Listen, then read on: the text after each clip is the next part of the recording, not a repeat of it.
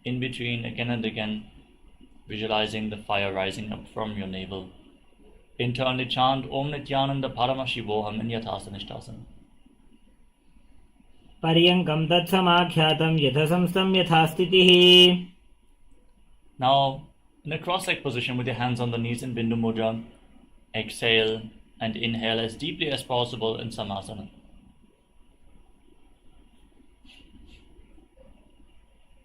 समानासनमावक्षे सिद्धमन्त्रादिसाधनात् एकपादमुरौ दत्त्वा गुह्योऽन्यलिङ्गवक्त्रके.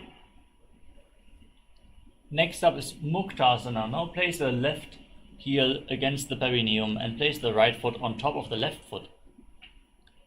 Keep your hands flat on your knees as you gaze to the tip of the nose and visualize yourself as a sage liberated by the Supreme Pontiff of Hinduism. निपीड्य सेविनीं सूक्ष्मां दक्षिणेतरगुल्फतः. Next up is Siddhasana. Maintain the same position but shift your gaze up towards your third eye and visualize Swamiji in your inner space. स्थानसंयमितेन्द्रियोचलदृशा पश्यन् भ्रुवोरन्तरं चैतन्मोक्षकपातभेदजनकं सिद्धासनं प्रोच्यते. Next up is Siddhiyasana. Now shift your gaze to the ground in front of you and engage Mahamudra Bandha, all three bandhas, as you visualize Swamiji in your inner space.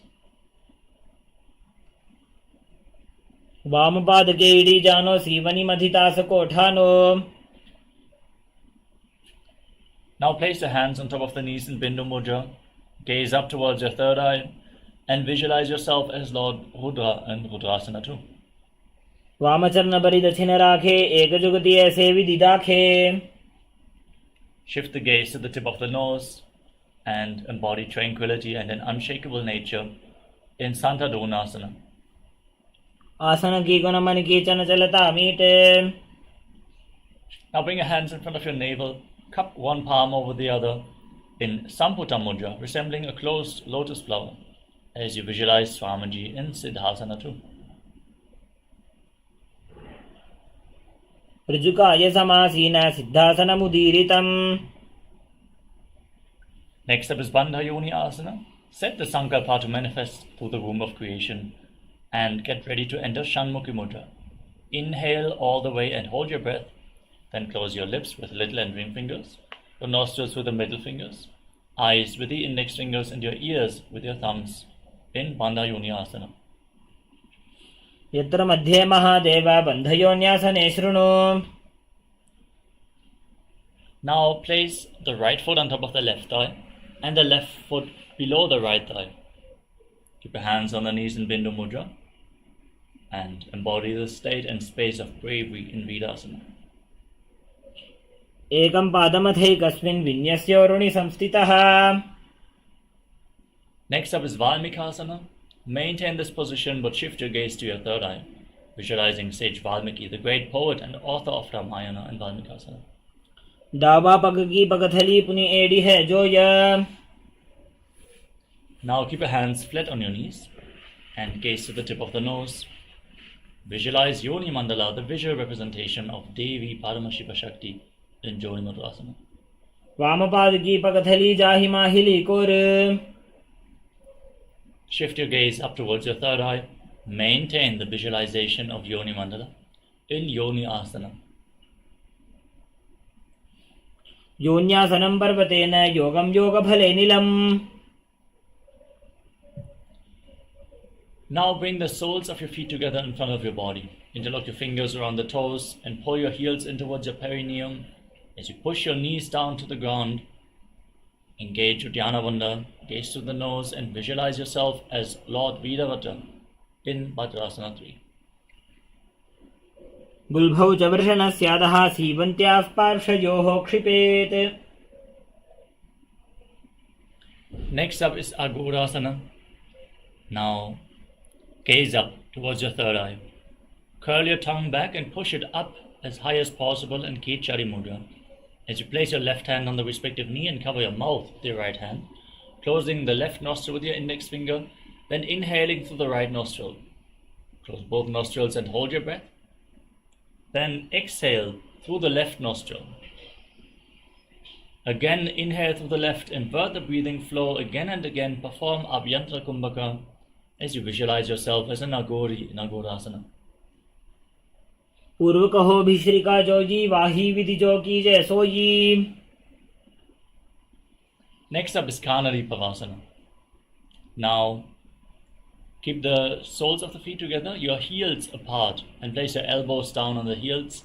Rest your chin on your hands, gaze to the tip of the nose, and visualize yourself as a female elephant drinking water as you pull your stomach in Uddiyana Bandha and breathe in Rechaka Kumbhaka and Kanari Pavasana.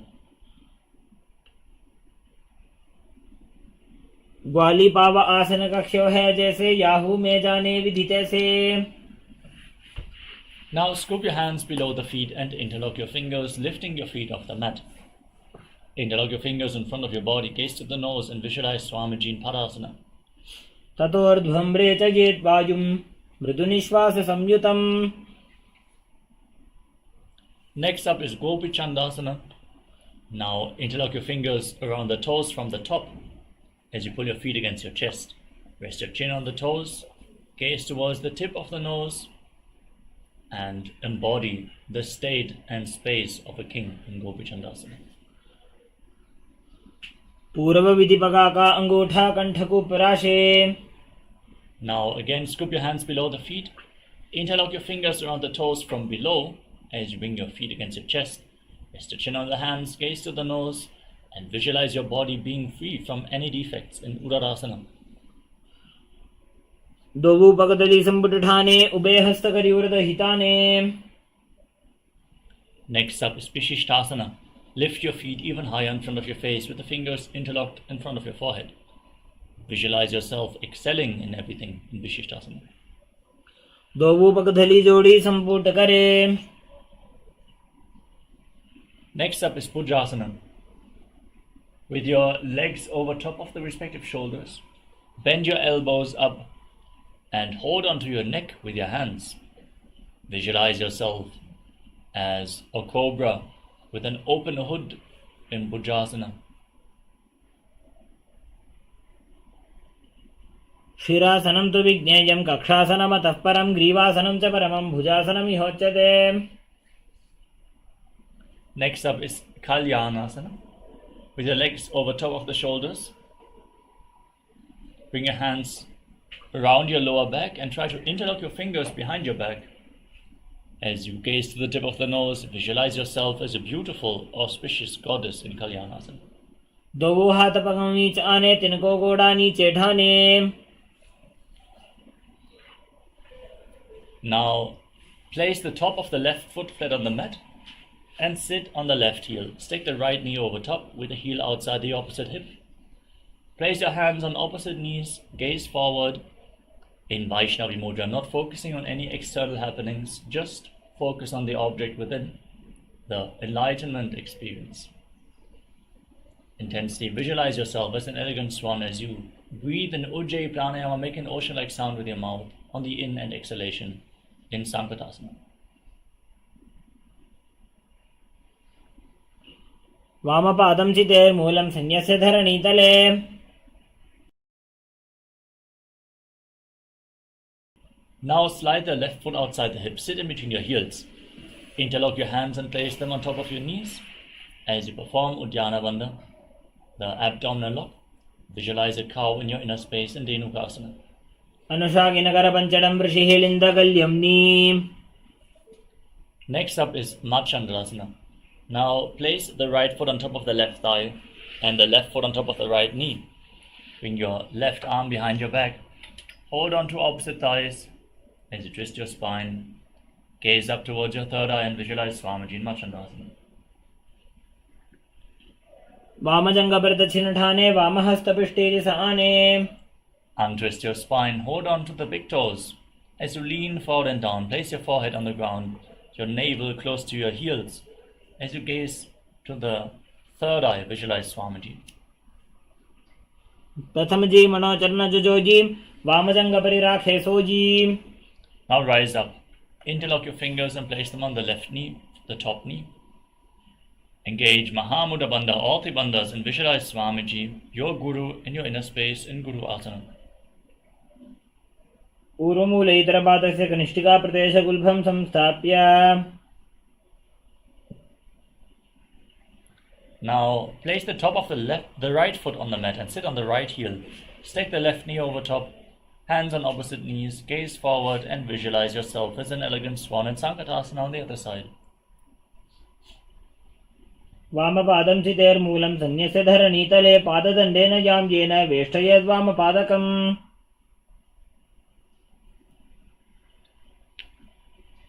Now slide the right foot outside the hips, sit in between your heels. With your hands interlocked on top of the knees, engage Uddiyana Bandha and visualize a cow in Dhenukasana. ऊरुमूले इतरपादस्य कनिष्ठिकाप्रदेशगुल्भं संस्थाप्य. Next up is Marchandrasana. Now bring the left foot on top of the right thigh and the right foot on top of the left knee. Bring your right arm behind your back and twist your spine to hold on to opposite thighs with your hands. Gaze up to your third eye and visualize Swamiji in Marchandasana. वामजङ्गपरिदक्षिणठाने वामहस्तपिष्ठे आने. Untwist your spine, hold onto your toes and lean forward and down. Place your forehead on the ground and visualize Swamiji in your inner space in Marchandasana too. प्रथम जी मनोचरण जजो जी वामजंग परिराखे सो जी. Rise up and interlock your fingers, place them on the right knee. Engage Mahamudra Bandha and visualize Swamiji in Guru Asana on the other side.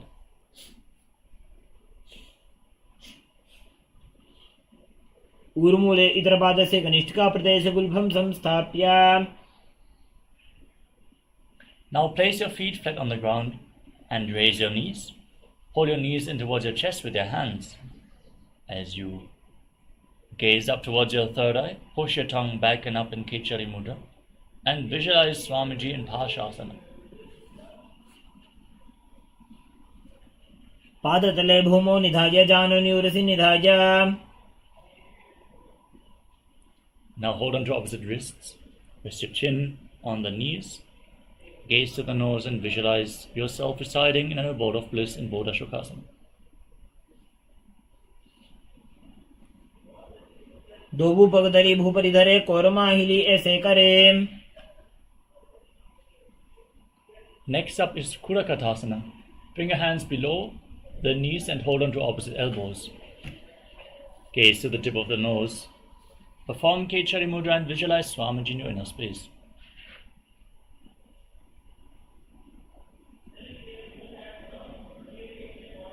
दो हाथ पग बाहर ल्यावे घोड़ा नीचे ले टहरावे. Next up is Sumati Asana.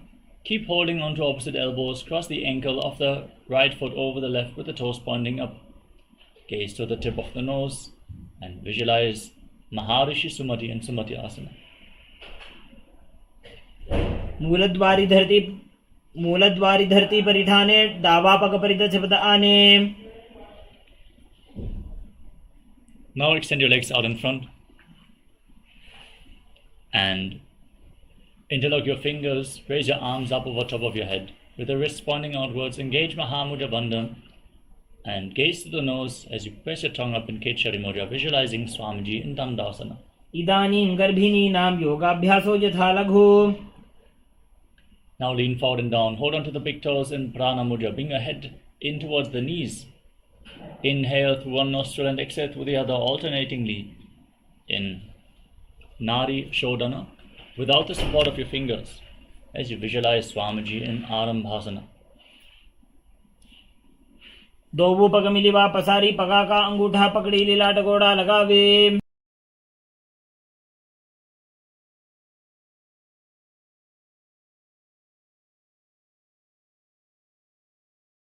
Next up is Bidukasana. Slightly separate your feet and raise your knees. Scoop your hands below the shins and hold onto the soles of the feet from the outside. Lean forward and down all the way. Place your head on the mat as you gaze towards your third eye and visualize Swamiji in Bidukasana. प्रथम बैसी दो पाव पसारी कछुक ऊर्ध्व को करोड़ो डारे. Next up is Jalangari Pavasana. Keep the heels of the feet together and your hands below the shins, palms facing up. As you rest your chin on the heels, gaze to the tip of the nose, and visualize Swamiji in your inner space.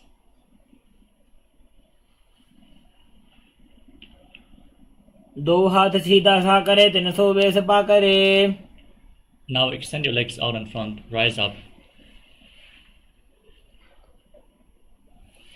and lean forward and down as you bring one leg behind your neck. Hold on to the front foot with both hands and breathe in Pratyahara Pranayama. Visualize the prana flowing from the soles of the feet upwards along your body all the way to the crown of your head through the 9 points as revealed by Mahadeva himself. The soles of the feet, the regenerative organs, the navel, the heart, the throat, the uvula, the center of the eyebrows, the top of the forehead, all the way to the crown of the head, the Brahmarandha. Pratyahara Pranayama. Visualize Swamiji in Urdhva Paschimottanasana. पश्चिमतानवत् संस्थितिं कृत्वा एकं पादं ग्रीवायां धृत्वा तिष्ठेत्. Now lean back, keep the leg behind your neck and hold on to the foot behind your head as you visualize yourself being infinite, endless, eternal, Ananta in Anantasana. उत्तानशयनी एकैकं पादी ग्रीवायां विन्यस्य. Now roll onto the side of the hand which is holding onto the foot. Gaze towards the tip of your nose and feel in complete control in Ankushasana. उत्तानशयितः एकैकं पादं ग्रीवायां कुर्वन्. Now roll onto your back and pull your knees against your chest and circle your legs with your arms and rock your body from side to side as you visualize Swamiji in Drishasana. उत्तानशयनं जानुनी हृदयवष्टम्भ. Now come back to the seated position with the legs extended forward. Lift the other leg behind your neck and lean forward and down. Hold on to the front foot with both hands. Breathe in Pratyahara Pranayama and visualize Swamiji in Urdhva Paschimottanasana. पश्चिमतानवत् संस्थितिं कृत्वा एकं पादं ग्रीवायां धृत्वा तिष्ठेत्. Now lean back, holding onto the foot behind your head. With the opposite hand, extend the other leg forward as you gaze to the nose and visualize you are infinite, endless, eternal in Anantasana. उत्तानशयितः एकैकं पादं ग्रीवायां कुर्वन्. Now roll onto the side of the hand which is holding onto the foot. Gaze to the nose and feel in complete control in Ankushasana. उत्तानशयितः एकैकं पादं ग्रीवायां कुर्वन्. The next asana is Yoga Nidrasana. As you lay on your back, one by one lift your legs behind your neck. You cannot bring your legs behind your neck, don't worry. You can cross them in front of your body and pull them up towards your chest. Then interlock your fingers around your lower back and gaze to the tip of the nose, visualizing Swamiji, the Supreme Pontiff of Hinduism, in your inner space.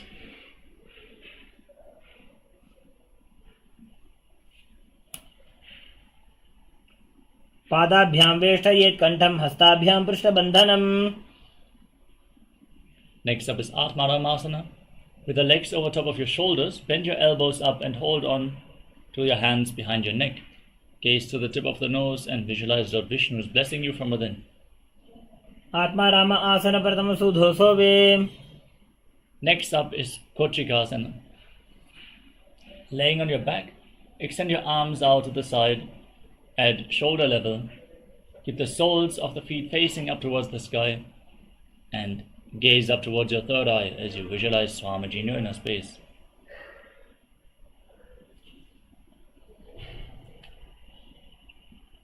दो हाथ सीधा सा करे, 300 base पा करे.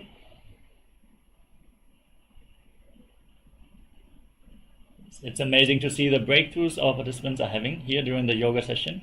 If you want to share any of your personal breakthroughs, any asanas you just recently were able to perform, please share them in the chat. Share your experiences. That is going to be a great Sakshi Pramana, individual experience. It's always good to share that. Let us move on to the next asana, which is Jatara Parivritti. This asana consists of 3 steps. Keep your knees against your chest. And now drop one knee to the side, extend the opposite leg down. This is the first step. Bend both knees to the side. Second step. Extend your legs to the side, hold onto the feet and gaze in the opposite direction from your feet. Visualize Swamiji in your inner space. Then return to the center. Pull your knees against the chest. Drop the other knee to the side. Extend the opposite leg down. Bend both knees to the side. And extend the legs to the side. Hold onto the feet. And gaze in the opposite direction in Jatara Parivritti. Parivritti kukshi bhage tritahi parikirtitaha. The next asana is Dviparapitam. Place your feet flat on the ground and raise your knees. Hold onto your ankles and raise your hips up high. Lock your throat. Hold your breath in Mocha Kumbhaka for a long time. Gaze to the nose and visualize yourself as sturdy as a bridge in Dviparapitam. Pratikriyajitam dvandvapitha sarvabalapradam. Now bring your hands over top of your shoulders. Place your palms on the mat. Your fingers pointing towards your feet. Push your body off the ground. Raise your hips up high. Walk your hands and feet closer together to raise your hips even more. As you visualize yourself as sturdy as stone furniture, breathe calmly through your nose in Sahaja Kumbhaka and Paryankasana. Uttanasena mastatalabhyam bhumim vashabhyam. Lower your body down, lay on your back. Pull your knees up towards your chest and place your hands on the respective shoulders, rotating your hips in a circular motion as you visualize yourself as a dog, playfully rolling around on your back in Shvotanasana.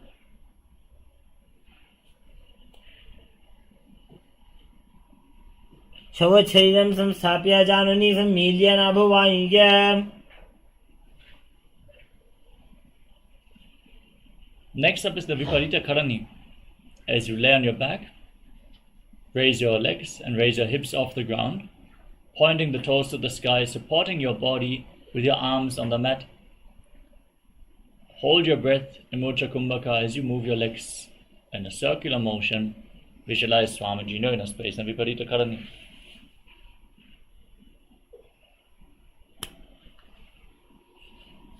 Bhutale sashiro dattva khenaya charanadvayam.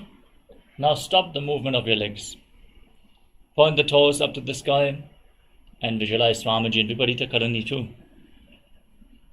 Karani viparitakhya sarvadivyadinashini. Now drop your feet down over top of your head, touch the toes to the mat and interlock your fingers behind your back in Parasha Mudra. Press your hands into the ground as you visualize yourself as a plow in Langalasana.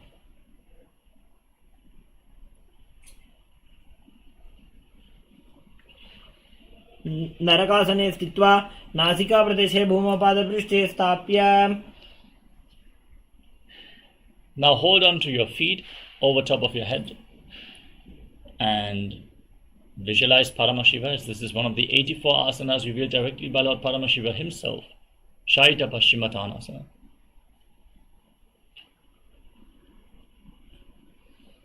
Tanam shayitvad kurvita shayita paschimottanakam.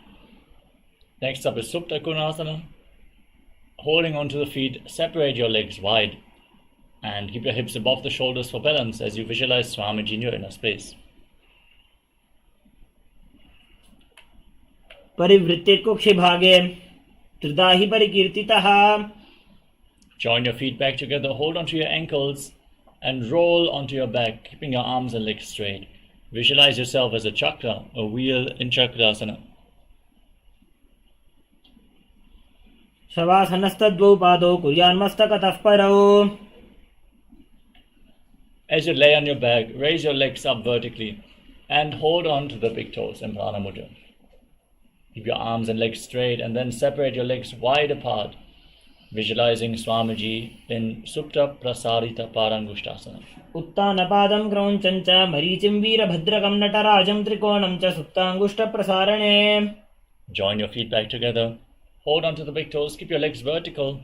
Knees straight and visualize Swamiji as you breathe in Ujjayi Pranayama and Supta Parangushtasana. उत्तानपादं क्रौञ्चं च मरीचिं वीरभद्रकं नटराजं त्रिकोणं च सुप्ताङ्गुष्ठप्रसारणे.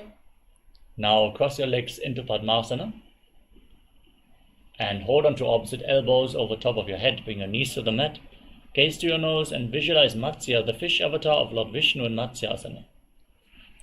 मुक्तपद्मासनं कृत्वा उत्तानशयनं चरेत्. Next up is Parasharamasana. From the same position, place the back side of the right hand on top of the left palm over top of your head. And maintain your legs in Padmasana. Gaze to the nose and visualize Lord Rama in your inner space.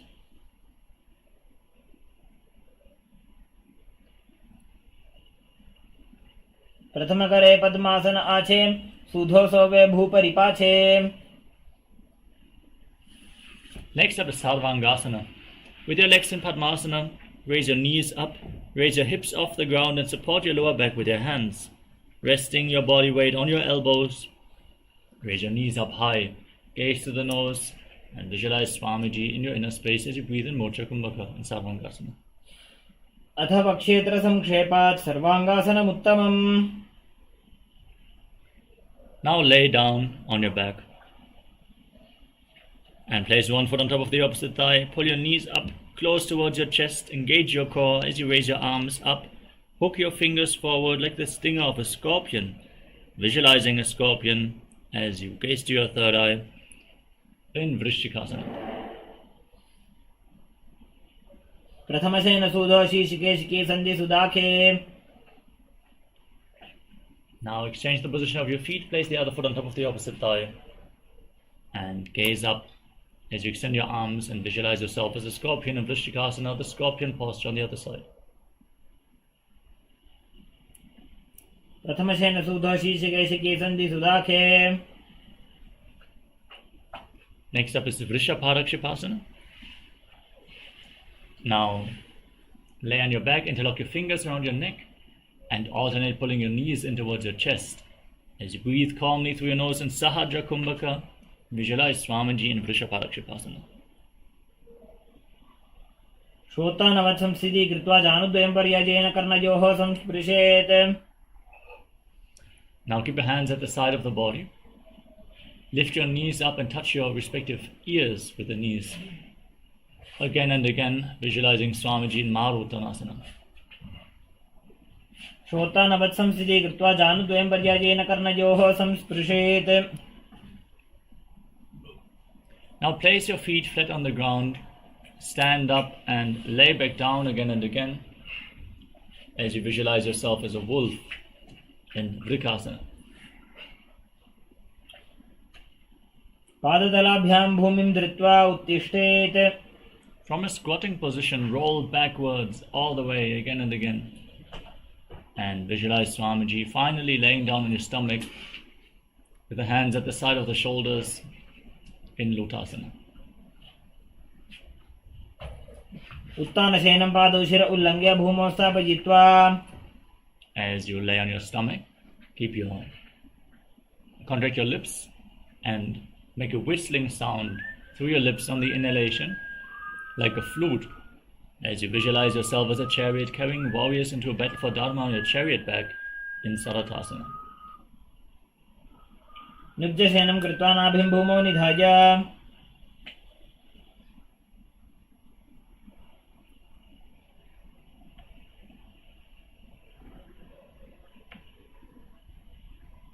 Next up is Dehalyulanganasana. With your hands flat on the ground, push your body back up into the plank position and jump your feet in between the hands back and forth as you visualize yourself transcend body and mind in Dehalyulanganasana. हस्तद्वयं बद्ध्वा तन्मध्ये चरणद्वयं मुड्डा नैव बहिरानीजा.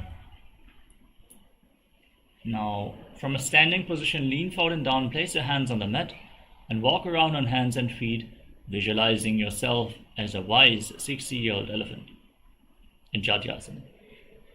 अथ जात्यासनं वक्षे येन जाति स्मरो भवेत्.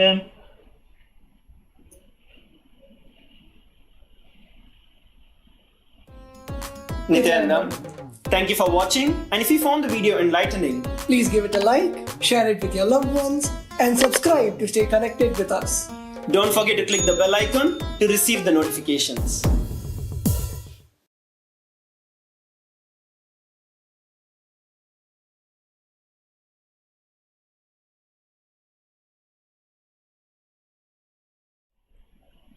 Next up is Lolitika Karana. Now stand with the heels touching, the toes pointing outwards and knees bent.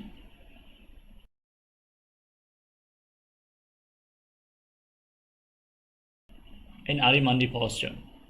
Raise your arms up towards the shoulder level and rotate your arms around the body as you move your head in all directions.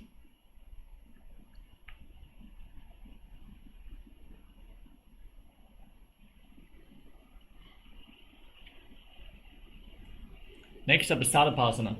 If you have a rope available, tie your feet with a rope and stand erect on the mat like a rod, keeping your arms close to your body, your hands on your thighs. Visualize your Kundalini Devi is rising and curling upwards around your body like a serpent in Savasana.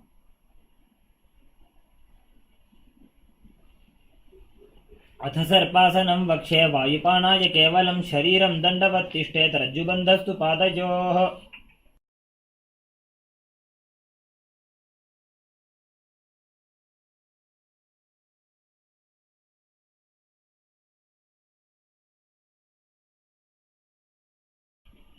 Next up is Ushtrasadhanasana.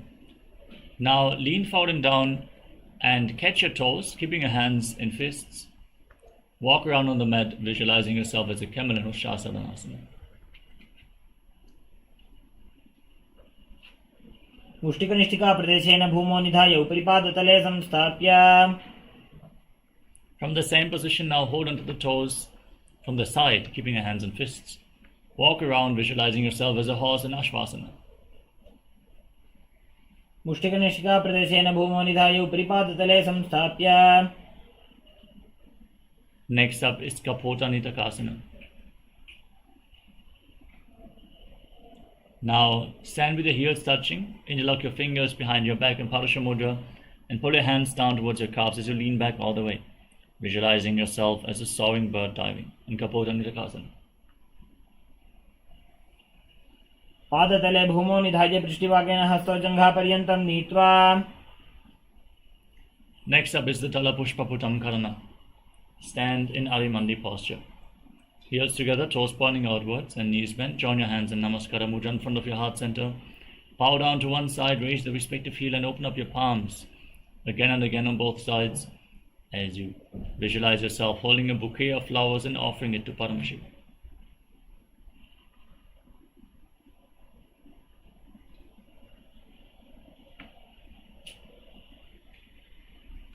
Next up is Khadgasana.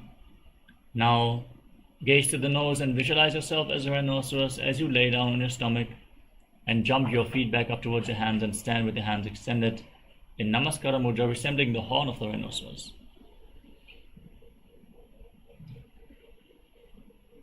आसनं कृत्वा पादतलाभ्यां भूमिं वष्टभ्य.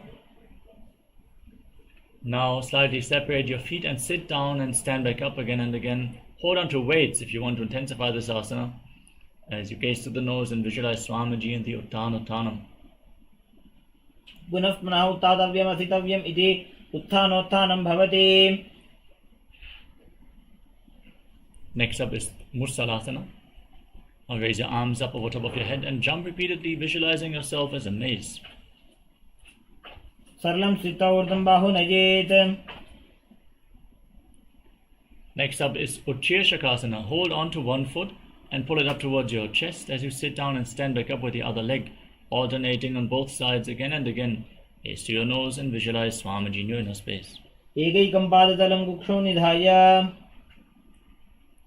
Next up is Parshvajanukarana. Keep the toes of the right foot pointing outward and lift the left knee against your chest and circle it with your arm, keeping the hand in a fist, the other hand on the inner thigh.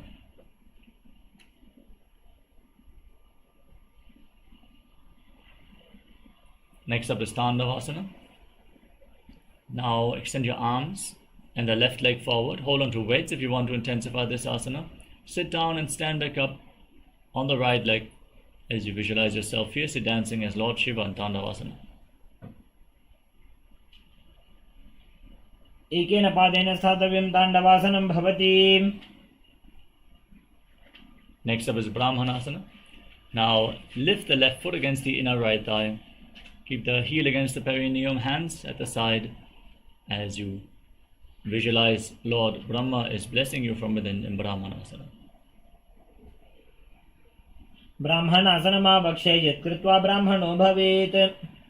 Now bring the raised foot over and around the opposite knee, tucking the toes behind the calf.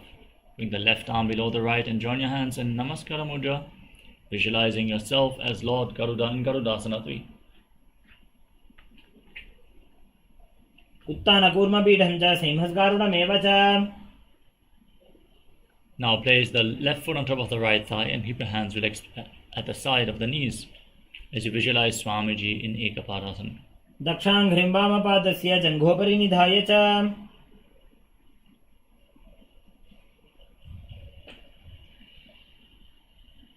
Now hold on to the big toe of the left foot and extend the leg out to the side.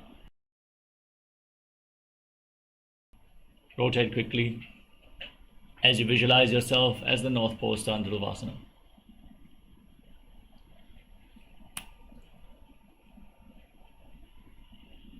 एकेन हस्तेन दण्डरूपस्य एकस्य पादस्य अग्रं धृत्वा. Next up is Trikonasana. Now lift the left leg behind your neck. Stand tall, sit down and stand back up. Perform the 3 steps of Lord Vishnu as you visualize Lord Vishnu is blessing you from within.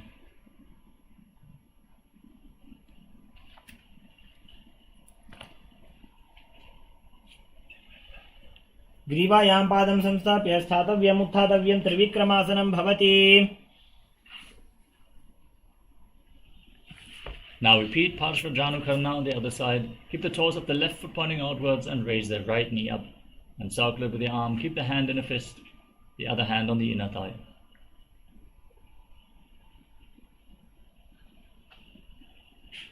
Now repeat Tandavasana. Extend your arms and the right leg forward. Sit down and stand back up, visualizing yourself dancing as Lord Shiva. एकेन पादेन स्थातव्यं ताण्डवासनं भवति.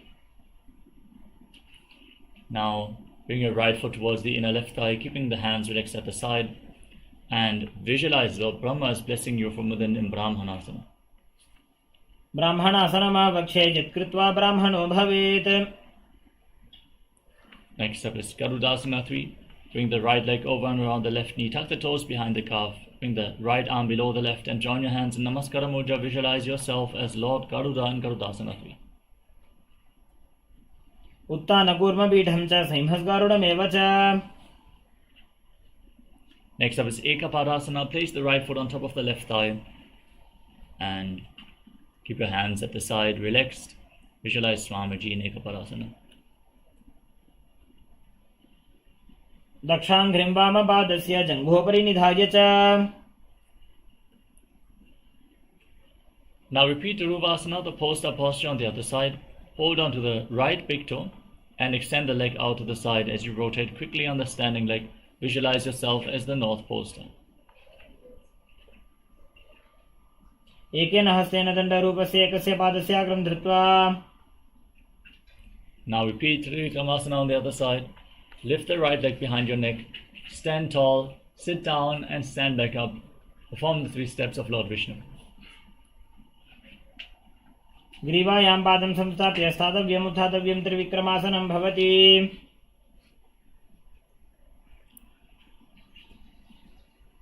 Now perform Samanaka Karana. Keep your heels together, toes pointing outwards, your hands at the side, fingers pointing one by one. Breathe deeply and relax. After this intense sequence of asanas, let us now get ready to enter the final 100 asanas. Quickly grab some water and return to your yoga mat. We're going to continue in just a few seconds. Nityanandam, thank you for watching, and if you found the video enlightening, Please give it a like, share it with your loved ones, and subscribe to stay connected with us.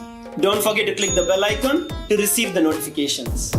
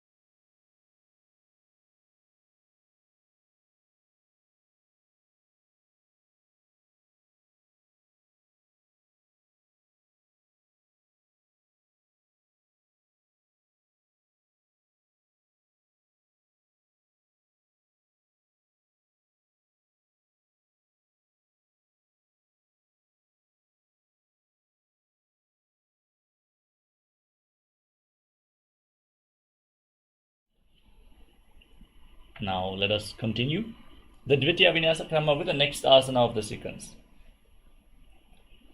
Godakajali Asana. Separate your feet and squat down. Bring your arms from the outside in between the legs. Interlock your fingers in front of your navel in Parusha Mudra as you visualize the great sage Goraknata, the founder of the Nata Yoga Hindu Sampradaya. Breathe in Jivachala Kumbhaka. Inhale deeply, hold your breath, and freely move the retained prana by the force of your will in Godakajali Asana. Pratamahi bohoye, bahuri nicho bunihove. Next up is Kanchi Asana. From the squatting position, interlock your fingers around your lower back. Visualize Swamiji in your inner space. Uru madhyat hastau niveshya nitambam dhritva. Now bring your heels together close towards your navel. As you squat down all the way, interlock your fingers around your lower back and gaze towards your navel, visualizing Bhagavan Kala Bhairava, the Lord of Time, in Bhairava Asana. दो पग की थलिया की माहिली को और मिलाई. Next up is Varaha Asana. With your heels together, toes apart, join your hands behind your head in Anjali Mudra. Gaze towards your nose and visualize yourself as Varaha, the boar avatar of Lord Vishnu, in Varaha Asana. पागथली की माहिली को और मिलाई भना पानी उकड़ बैसे. Next up is Prithvitasana. Now hold onto the big toes in Prana Mudra and raise your hips to the same level as your knees. Visualize Swamiji in your inner space as you breathe in Jiva Jala Kumbhaka. पार्श्वद्वय सम्मील्य स्थित्वा नितम्बं जानुप्रदेश आनीय.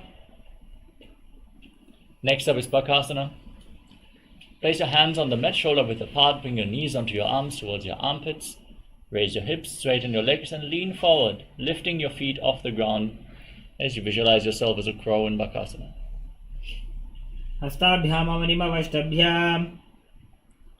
Now place your head on the ground, form a triangle between your head and your hands, and raise your legs up, crossing them into Padmasana. Gaze to your nose and visualize Swamiji in your inner space in Sushtanga Kapali Asana. हस्ताभ्याम अवनिमवष्टभ्याम. Gently lower your legs down and come to a kneeling position. Sit in between your heels with the toes of the feet touching behind your back. Place your hands on the respective knees, gaze to the tip of the nose, and visualize you're sitting in the secret seat with Paramashiva and Guru in Guptasana. Janor भोरंतरे पादौ कृत्वा पादौ च गोपयेत.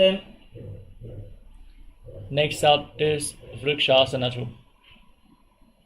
Now place your hands on the ground and raise your legs up high into a handstand. You can lean against the wall for support if needed. Visualize yourself as a tree with deep roots growing into the ground as all your 7 chakras are being purified in Vrikshasana 2. सप्त चक्रक्षालनाय vrikshasana विशेषकान्. Keep your hands and feet closer together as you gaze to your third eye and visualize Tejas, energy flowing towards your third eye, rejuvenating your body in Shivasana. दो पग जोड़ी माही Gulf मिलाए. Lower your legs down. Come to a plank position with your hands shoulder width apart on the ground. Lower your body down to the mat and push it back up again and again, visualizing yourself as a fish in Matsyasana 2. नित्यं शयनं कुर्वरो पार्श्वभागायामूर्धकृत्या.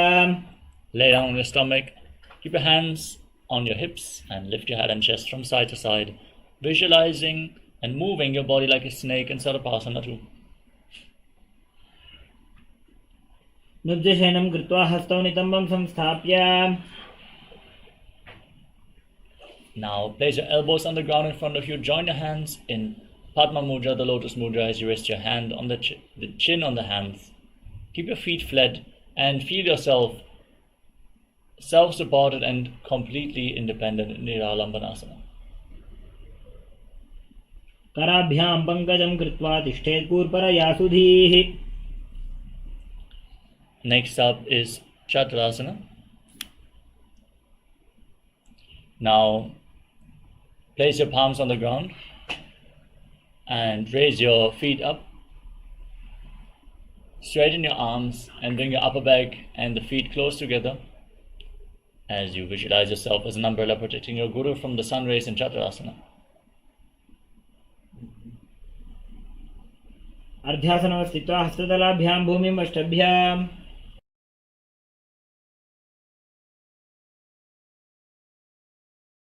From a kneeling position, sitting on your heels with the feet flat, place your palms and your forehead on the ground as you lean forward and down. Gaze to the tip of the nose and visualize yourself as Vajra, the weapon of Indra, symbolizing indestructibility in Vajrasana. इदानीं गर्भिणीनां योगाभ्यासो यथा लघु सुखप्रसवलाभाय प्रोच्यते प्राक्तनेपथि. Now raise your hips up, straighten your legs, and alternate striking the ground with your hands as you visualize yourself as a powerful ram in Meshasana. गजासन संस्थितौ एकैकं बाहुं भूमौ ताडयेत्. Now, with your hands on the ground, raise your legs up and lower your face down towards the mat. Visualize yourself as unborn, existing for all eternity in Ajasana. गजासन संस्थितौ पादद्वयमन्तराळे कृत्य. Now come to a kneeling posture and pull your feet in, pull your toes towards your perineum. Then place your hands on the respective knees. Gaze towards the tip of the nose and breathe in Ujjayi Pranayama, making an ocean-like sound with your mouth on the in and exhalation as you visualize Swamiji in Dhanantarasana. पूरव विधि परिहाता की काकसीस्यो फणा शरा मोड़ी. Next up is the Anga Motanam. Now interlock your fingers in front of your body and move your arms in all directions, giving massage to various different joints and muscles of your body. Then interlock your fingers behind your back and repeat the movement as you visualize Swamiji in your inner space. हस्तयोः अङ्गुलीर् बद्ध्वा हस्तयोर्मध्यात् सर्वमङ्गं निष्कासयित्वा. Now keep your feet outside the hip with the toes pointing outward. Sit in between the heels, thighs and calves on the ground as you visualize yourself as Lord Garuda flying Lord Vishnu and Lakshmi on his back in Garudasana form.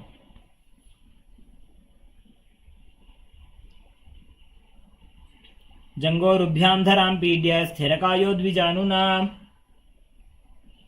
Next up is Ananda Mandirasana. Bring the soles of the feet together, your knees wide apart, and sit in front of your heels with the front of the buttocks on the mat. Hold onto your ankles and gaze up, visualizing yourself residing in the blissful space of a temple in Ananda Mandirasana. अथ वक्षे वीरनाथ आनन्दमन्दिरासनम्. Now, cross your feet, sit on the raised heel, and place your hands underneath the knees. Pull your stomach in and up in Uddiyana Bandha, and press your tongue up flat against the palate of the mouth in Manduki Mudra as you visualize yourself as a frog in Mandukasana too. पृष्ठं सम्पीड्य गुल्फाभ्यां जान्भङ्गे सवलयाकृतिः. Now, tuck your toes, sit on the raised heels, place your palms on the mat, thumbs touching. Gaze to the tip of the nose and visualize Lord Narasimha, the lineman avatar of Mahavishnu, in Narasimhasana. दोवु फणा पाणी होय वैसे एड़ी Mailer गुदानी वैसे. Next up is Prishtakasana. Now sit on the raised heels and cover your mouth with your hands. Bring your thumbs underneath the teeth and close your lips, inhaling through the right nostril, exhaling through your mouth again and again as you visualize yourself as Devi, victorious over all your fears. Gaze to your nose in Prishtakasana. दो पगांगी एड़ी जोजी गोड़ा फणो बाण पुनि होई. Now bring the feet together, the top of the feet flat, sit on the heels and bring your arms towards your armpits, imitating as if you are a monkey stretching itself. Visualize yourself as a playful monkey as you gaze to your third eye in Makarasana. दोवु पकतले संपुट आने तिनिके पृष्ठभूमि परिठाने. Now tuck the toes and bring the soles of the feet together, your knees wide apart and off the ground. Hold on to opposite elbows behind your back as you gaze towards the tip of your nose and embody diamond-like strength for you and your Sangha, your spiritual community in Vajrasangarasana. પ્રથમ ફણા પાણી હોય બૈસેમ દોવો એડી ગુદાની વૈસેમ. Now cross your feet, keep the knees on the ground slightly separate, and place your palms on the mat next to your body. Fold your stomach in and up in Uddiyana Bandha. Gaze towards the tip of the nose and visualize perfect health beyond any and all physical or mental ailments in Kanjanasana.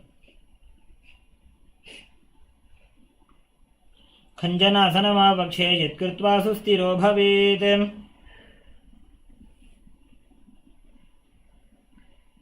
Now place your hands on the respective knees and make your upper back and neck stiff like the shell of a turtle as you gaze to your nose, visualizing yourself as a turtle with a stable body and mind to live for centuries in Kurmasana. गुल्भौ च वृषणस्याधो व्युत्क्रमेण समाहितौ. Next up is Yogasana. Maintain your hands on the knees, relax your upper back and neck, gaze to the nose and visualize Swamiji in your inner space. गुदं नियम्य गुल्भाभ्यां व्युत्क्रमेण समाहितः. Next up is Vijyogasana. Now stand on the knees and cross your feet behind, bringing the toes near opposite knees.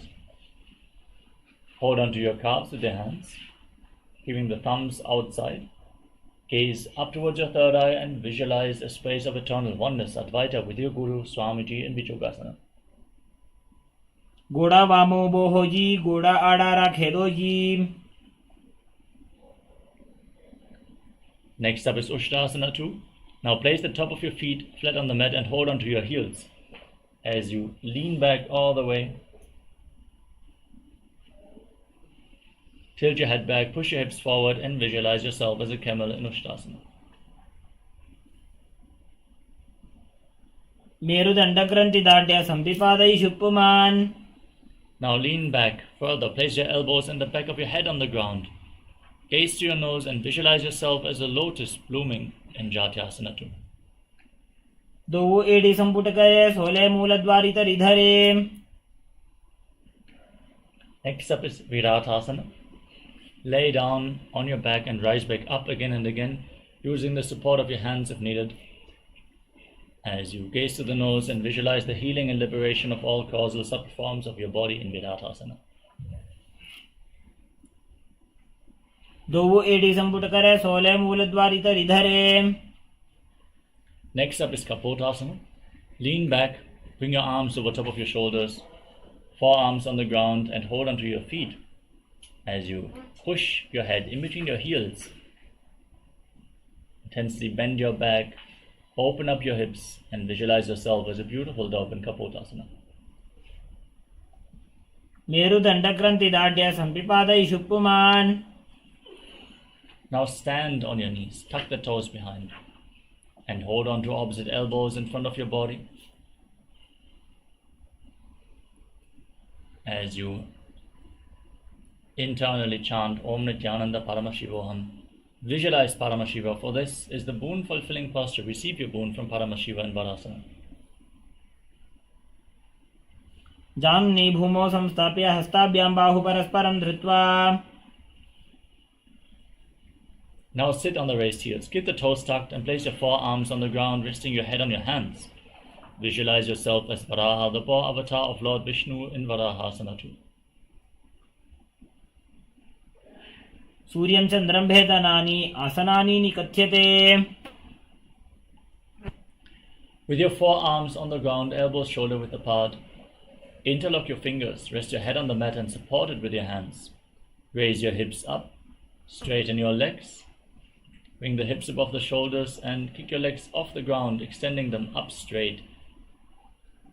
Gaze to the nose, breathe calmly in Sahadra Kumbhaka and visualize yourself as a lop tree in Mundasana. अधो मुण्डासनं वक्ष्ये सर्वेषां प्राणिनां सुखम्. Gently lower your legs down.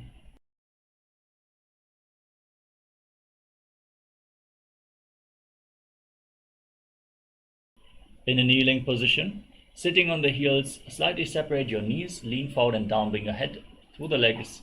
Hold onto your head with your hands, elbows outside the knees. Inhale through your nostrils and exhale through your mouth again and again as you gaze to the nose and visualize Swamiji in Andasana. प्रथम पगथली समट हरावे कोरमाहिली उभे मिलावे. Now lay down on your stomach and extend your arms in front. Raise your arms, your chest and your legs off the mat and hold as you visualize yourself as a locust in Viparita Shalabhasana. शलभासन भेदाश्च नटभेरुंड नामके. Now place your palms on the mat next to your body and place your forehead on the ground. Lift your legs up without raising your chest as you visualize a skull representing the mind with purified thoughts and the strong will to attain enlightenment in Kapalasana. कपालं भूमो निधाय ऊर्ध्वं पादौ नयेत् कपालासनं भवति.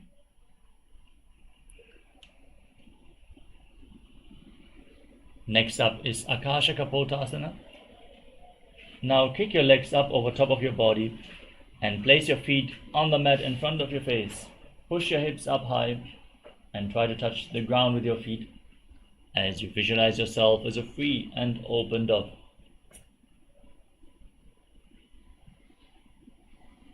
उष्ट्रासने स्थित्वा चरणौ भूमेरुत्थाप्य मस्तकोपरि नीत्वा.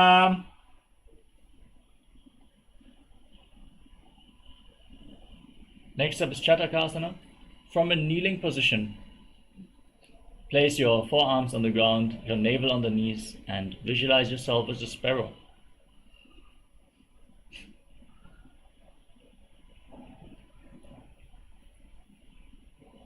कूर्परपर्यन्तौ हस्तौ धरामवष्टभ्यजानुनीनाभौ संकुञ्च्य.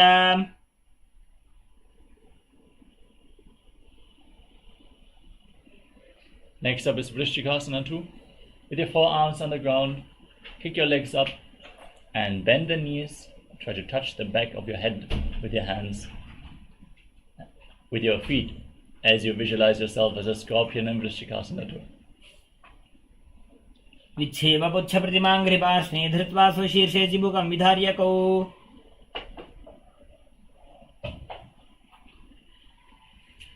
Now sit on the right heel and keep the left foot outside the hip, with your hands on the ground in front of your knees. As you gaze forward in Vaishnavi Mudra, forcefully inhale through your nostrils, hold your breath for a short while, and again slowly exhale through your nose, visualizing yourself as a bull in Vrishasana. याम्यगुल्फे पादमूले वामभागे पदेतरं विपरीतं स्पृशेत् भूमिं वृषासनमिदं भवेत्.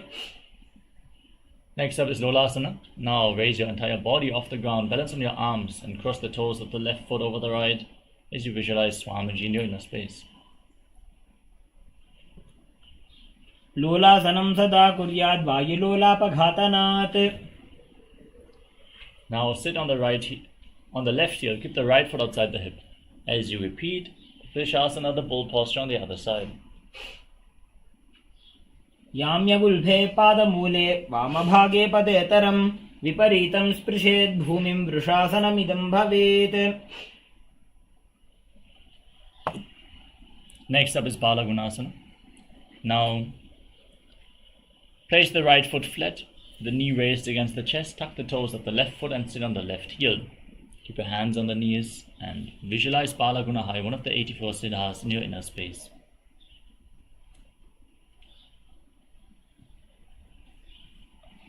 आसन को गुण जल विकार जायी. Next up is Grahasana. Stand up and squat down, bring your hands through the legs and hold onto your ankles from the outside as you visualize yourself as the entire planet. पादतले भूमौ संस्थाप्य जानुमध्ये कूर्परौ स्थाप्य. Now repeat Balagunasana on the other side. Squat down, sit on the right heel, keep the left knee against the chest, hands on the knees, and visualize Balagunahai. आसन को गुण जल विकार जायी. Now step both feet in, sit on the raised heels with your hands on the knees together. Hold on to weights if you want to intensify this asana as you visualize Swamiji in Utkatasana. युजोस्पिजोस्ति यत ऊर्वजानु यत्रासने पादतलद्वयो परि. Next up is Vajra Sangadasana 2. Now keep the soles of the feet together, the knees wide apart, and hold on to opposite elbows. as you visualize Swamiji in your space.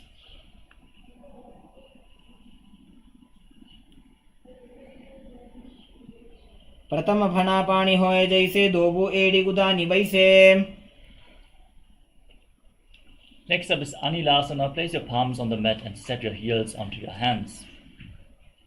Keep your arms straight as you squat down all the way, gaze to your nose, and visualize you are able to live off of air alone.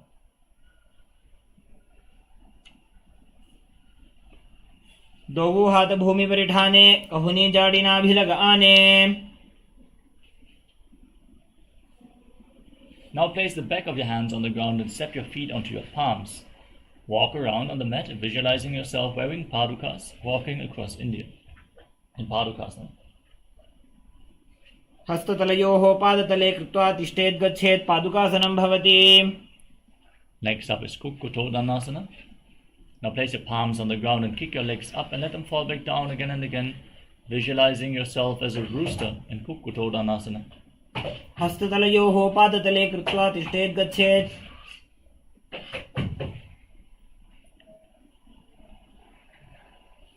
Now pick your legs up and dance around on two hands.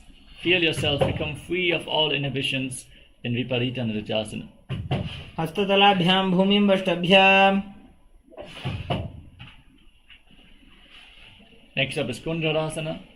Now separate your feet and place one hand on the mat, the other hand on the respective ear. Visualize Swamiji in your inner space and breathe calmly in Sahaja Kumbhaka and Kunjarasana. अथ वक्षे Mahadev कुञ्जरासनमुत्तमम्. Now exchange the position of your hand and repeat Kunjarasana on the other side.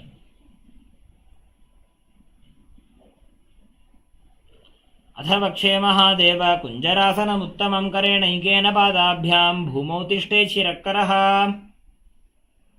Now bring your heels together and squat down all the way.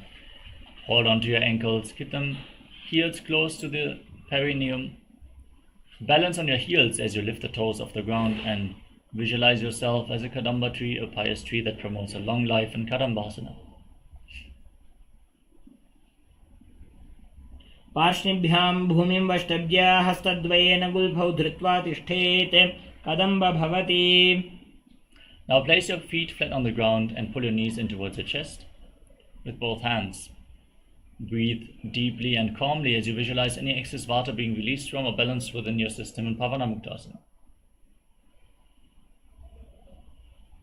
द्वयोस्तु पादयोः पाणिं लात्वा स्वस्वनितम्बके जानुनी वक्षसि साधुर्बभ्रति करबन्धनैः. Next up is Chakodasana. Now lift one leg behind your neck and extend the other leg forward. Keep your hands at the side of the body. Lift your entire body off the ground as you gaze to your third eye and visualize yourself as a powerful source of energy in Chakodasana. द्वयोस्तु पादयोः पाणिं लात्वा स्वस्वनितम्बके. Now hold onto the big toes in Prana Mudra. Keep the left leg extended and pull the right foot towards your ears if you're pulling a bowstring, visualizing yourself as a bow in Dhanurasana too. पादाङ्गुष्ठौ तु पाणिभ्यां गृहीत्वा श्रवणावधि. Lift the right leg over your shoulder. Place the left foot on top of the right foot and extend your legs out to the side as you balance on your hands, visualizing yourself as a flying crane in Ashtavakrasana. वासिष्ठमथ कौण्डिन्यम् ऊर्ध्वकुक्कुटमेव च. Next up is Pranasana. Now place the right foot flat, the left foot on the right thigh. Keep the right shoulder underneath the raised knee and push the left knee to the ground. Gaze up and visualize you are immortal and able to exist solely on Prana and Pranasana. एतत् प्रभेदं वक्ष्यामि करोति यस्य चामरः. Next up is Parshvamatsindasana. Now bring the left foot outside the right hip and step the right foot over the left knee. Gaze up towards your third eye and visualize Sage Matsyendranath, the master of Hatha Yoga, as you bring the hand below the raised knee and interlock your hands behind your back in Parshvamatsindasana. वामोरुमूलार्पितदक्षपादो जान्वो बहिर्वेष्टितदक्षदोष्णा प्रगृह्य तिष्ठेत् परिवर्तिताङ्गः श्रीमत्स्यनाथोदितमासनं स्यात्. Now lift the left leg behind your neck and extend the right leg forward. As you keep your hands at the side, lift your entire body off the ground and gaze to your third eye. Visualize yourself as a powerful source of energy in Chakrasana. पूर्वतानं च दुष्पादपीठं वज्रासनं तथा. Now hold onto the big toes, pull the left foot towards your ear as if you're pulling a bowstring, visualizing yourself as a bow in Internalization too. पादाङ्गुष्ठौ तु पाणिभ्यां गृहीत्वा श्रवणावधिम्. Now lift the left leg over your shoulder and hook the right foot on top of the left foot, extending the legs out to the side. Balance on your arms as you visualize yourself as a flying crane in Ashtavakrasana. वासिष्ठमथ कौन्दिन्यमूर्धकुक्कुटमेव च. Now place the left foot flat on the mat and the right foot on top of the left thigh. Bring your left shoulder underneath the raised knee and push the right into the ground as you gaze up and visualize you are immortal and able to exist solely on prana and pranasana. एतत् प्रभेदं वक्ष्यामि करोति यस्य चामरः. Now bring the right foot outside of the left hip and step the left foot over top of the right knee. Twist the right elbow outside the raised knee with the hand below to interlock your fingers behind your back. Gaze up and visualize Sage Matsyenanata in Paramashivoham. वामोरुमूलार्पितदक्षपादो जान्वो बहिर्वेष्टितदक्षदोष्णा. Now keep the right heel against the perineum and extend the left leg forward. Lean forward and down and hold onto the front foot with both hands. As you breathe in Jiva Chala Kumbhaka, move the retained prana freely within your body and visualize Swamiji in Ardha Bhasmatanasana. एकं पादं प्रसाद्य एकं पादस्य पार्श्वनासीवनी सम्पीड्य. Now bring the right foot outside of the left hip, outside of the hip, with the top of the foot flat on the mat, the knee on the ground. Lift the left foot in front of your face. Keep the knee straight and visualize yourself as a crane in Kraunchasana. उत्तानपादं क्रौञ्चं च मरीचिं वीरभद्रकं नटराजं त्रिकोणं च सुप्ताङ्गुष्ठप्रसारणे. Now bring the left heel against the perineum and extend the right leg forward. As you lean forward and down, visualize Swamiji in Ardha Bhasmatanasana. एकं पादं प्रसार्य एकं पादस्य पार्श्वनासीवनी सम्पीड्य. Now bring the left foot outside the hip, the top of the foot flat on the mat, knee on the ground, and lift the right foot in front of your face, keeping the knees straight. Visualize yourself as a crane, Krauncha, in Kraunchasana. उत्तानपादं क्रौञ्चं च मरीचिं वीरभद्रकं नटराजं त्रिकोणं च सुप्ताङ्गुष्ठप्रसारणे. Now bring your legs into a cross-legged position with the feet in between the thighs and calves. Keep your hands on the respective knees. Gaze to the nose and embody peace, well-being, good fortune and prosperity. Visualize the swastika and swastikasana. जानुर्वोरन्तरे सम्यक् कृत्वा पादतले उभे. Now maintain your legs in the same position but cover your heels with your hands. Gaze to the nose and lock your chin to the chest. Visualize the great sage Goraknatha, founder of the Nata Yoga Hindu Sampradaya, in Gorakshasana as you internally chant Om Nityananda Paramashivoham. जानुर्वोरन्तरे पादौ उत्तानो व्यक्तसंस्थितौ गुल्फौ छाच्छाद्य हस्ताभ्याम् उत्तानाभ्याम् प्रयत्नतः कण्ठसङ्कोचनं कृत्वा नासाग्रमवलोकयेत्. गोरक्षासनमित्याहुर्योगीनां सिद्धिकारणम्. Now keep your left heel against the perineum and move the right foot on top of the left thigh. Gaze up towards your third eye.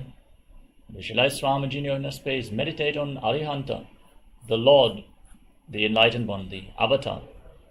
As we enter Shanmukhi Mudra, once more, close your lips with little and ring fingers, your nostrils with the middle fingers, eyes with your index fingers, and your ears with your thumbs in Bhagasana. वामपार्श्वो गुदं संस्थाप्य दक्षाङ्घ्रिवामजघने. Next up is Yogasana 2.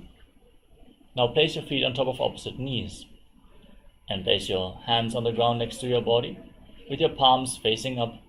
Keep your mouth in the shape of the beak of a crow and inhale through your mouth, exhale through your nose. In Kaka Chancha Kumbhaka, gaze through your nose as you visualize Swamiji in Yogasana 2. उत्तानौ चरणौ कृत्वा संस्थाप्योपरि जानुनोः आसनोपरि संस्थाप्य चोत्तानं करयुग्मकम् पूरकैर्वायुमाकृष्य नासाग्रमवलोकयेत् योगासनं भवेदेतद्योगीनां योगसाधने. Next up is Urdhva Kukkutasana. Now place your palms on the ground next to your body and lift your entire body off the ground. Balance on your arms and visualize yourself as a rooster.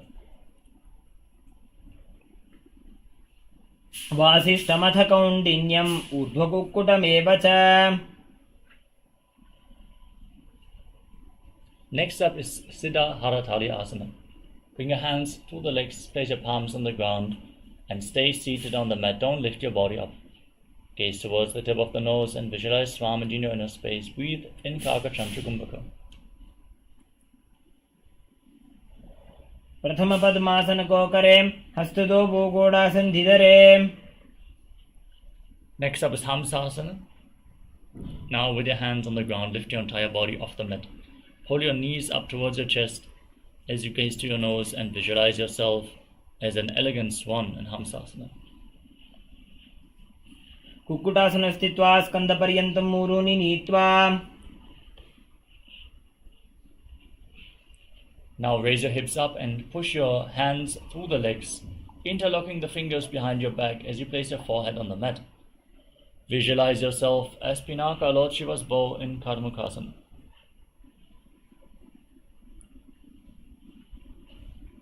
कार्मुका प्रथम पद्मासन को करें गोड़ासंधि माही करी धरे.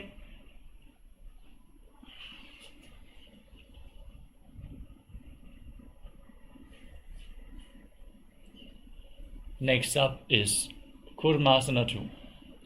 Now come to the front of your mat. Maintain your legs in Padmasana. Bring your hands through the legs. Bend your elbows up to hold on to the respective shoulders.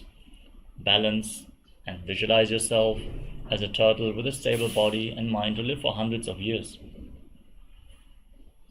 By जंग पर दक्षिण पावा दाई जंग परि by ल्यावा. Maintain this position. Lock your chin to the chest in Jalandhara Bandha.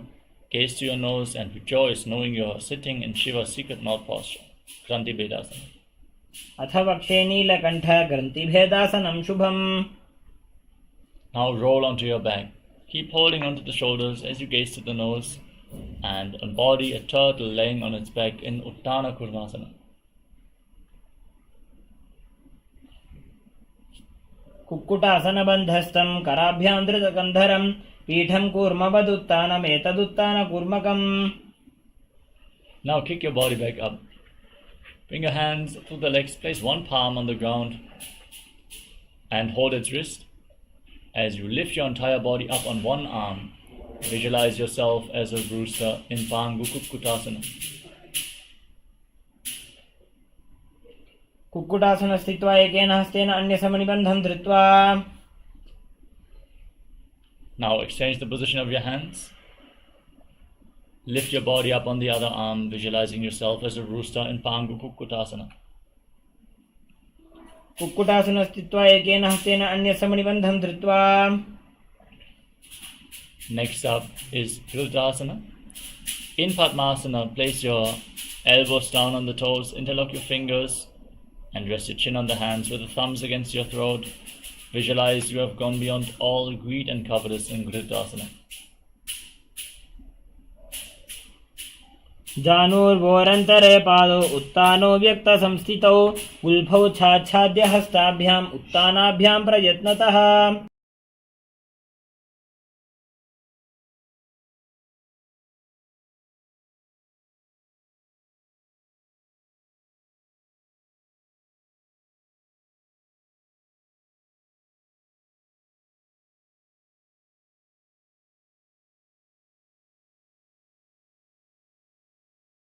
The next asana is Padmasana 3.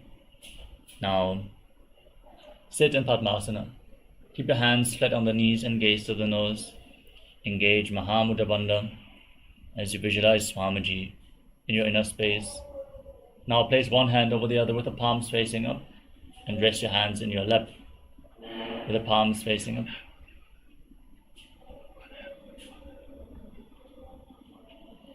उत्तानो चरणो विधाय विधिवत् शक्तिस्थितो योगिरात्. Now place your hands on the respective knees. Gaze towards the tip of the nose and visualize Paramashiva with 25 heads, 50 hands, 75 eyes.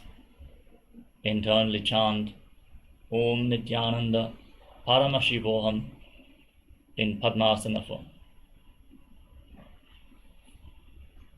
एतत् पद्मासनं कुर्यात् प्राणवायुप्रसिद्धये शुभासनं सदा ध्यायेत् पूरयित्वा पुनः पुनः पूर्वमूले वामपादं पुनस्तद्दक्षिणं पदं वामोरिस्थापयित्वा च पद्मासनमिति स्मृतम्. Next up is Karmukasana 2. Now keep your left hand on the knee and give the right hand in Prana Mudra, holding onto the big toe. Hold the elbow back as if you're pulling a bowstring, moving the big toe round and round. Then repeat the movement on the other side as well, visualizing yourself as Lord Shiva's bow in Karmukasana 2. अथान्यासनमावक्ष्ये योगपूरकरक्षणात् कृत्वा पद्मासनं पाद अङ्गुष्ठजङ्घयोस्थितं हस्तमेकं तु जङ्घाय कार्मुकं कूर्परोर्धकं पद्मासने समाधाय अङ्गुष्ठं परिधावयेत्. Next up is Karmukasana 3. Now cross your arms behind your back and hold on to the big toes in Prana Mudra with your legs still in Padmasana.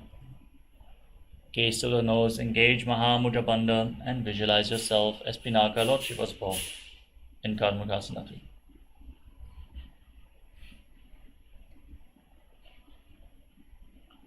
कार्मुकासनमाक्षित्य उदरे पूरयेत् सुखं तदवायुर्वसो जाति कालेन सूक्ष्मवायुना कृत्वा पद्मासनं मन्त्रे वेष्टयित्वा प्रधारयेत् करेण दक्षिणो नैव वामपादान्तिकं ततम्.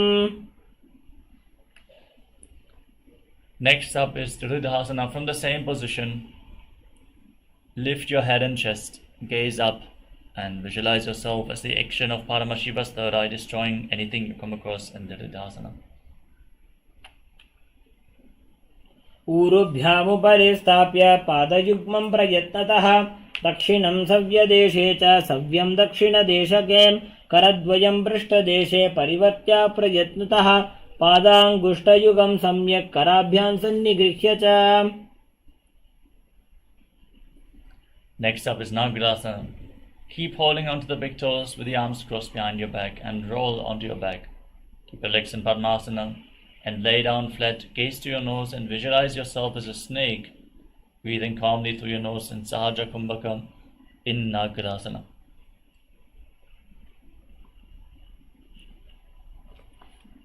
प्रथमकरे पद्मासन आछे सुधो सोवे भूपरिपाछे. Now free your arms and legs.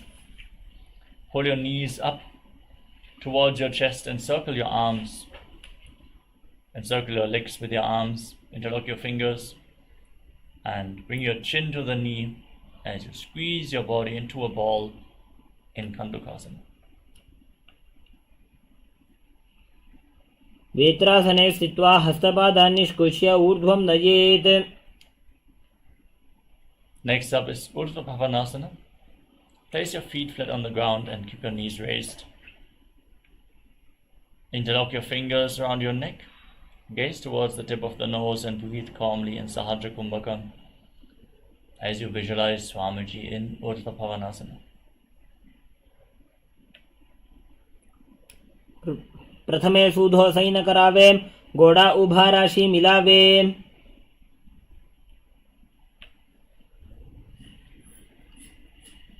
Now place your hands underneath your heels. Keep your palms facing upwards. Raise your hips up high. Push your hips upwards. Contract the perineal floor in Mula Bandha. Lock your chin to the chest. Lock your throat in Jalandhara Bandha. Inhale and hold your breath. Push the air upwards but prevent it from escaping by the means of the throat lock. Hold your breath for a long time in Murcha Kumbhaka. Feel the prana entering into the central nadi at the bottom of your spine, rising up the spine. As you visualize yourself as a powerful alpha ape in Madakata Pitasana.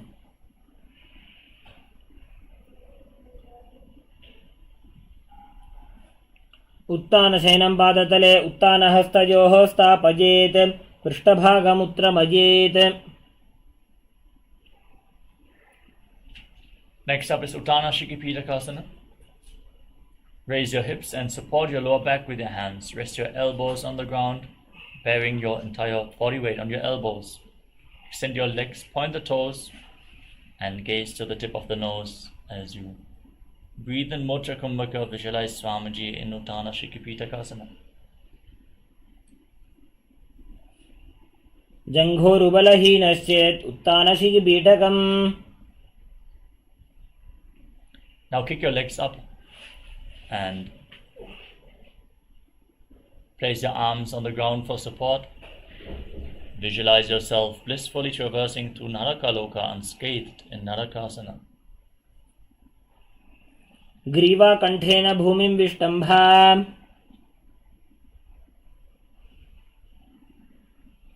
Now support your lower back with your hands. Straighten your body, lower your legs down. Engage your core intensely as you visualize yourself as a boat crossing the ocean of samsara in Tiryan Naukasana. ग्रीवा कण्ठेन भूमिं विष्टम्भा. पादाग्रद्वयमूर्धमुत्रयेत्. Now place your hands back down on the ground. Point your toes up, straighten your body. Be straight and stable, sturdy like a flagpole.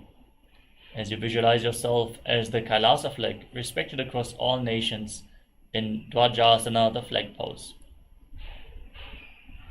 तिर्यन्नौकावते ग्रीवापृष्ठकूर्परैः भूमिं वष्टभ्या. मस्तकलाक्षेण पादाग्रद्वयम् ऊर्ध्वनजेत्. ध्वजासनं भवति. Now lower your legs down. Lay down flat on your back. Keep your hands at the side of the body. Palms facing up. And forcefully pull the awakened Kundalini Shakti up along your spine and Shakti Charan Mudra from the Muladhara Chakra all the way to the Sahasrara Chakra, the crown of your head. Pierce the Brahmarandha and leave your body behind. Your body completely still, no external or internal movements. As you visualize your body is dead, and Swamiji, the Supreme Pontiff of Hinduism, is liberating you. Internally chant the Mahavakyam, Om Nityananda Paramashivoham in Vriddhasana, the final asana of this sequence. उत्तानं शववद्भूमौ. शयनं तु शवासनं. शवासनं श्रान्तिहरं. चित्तविश्रान्तिकारणम्.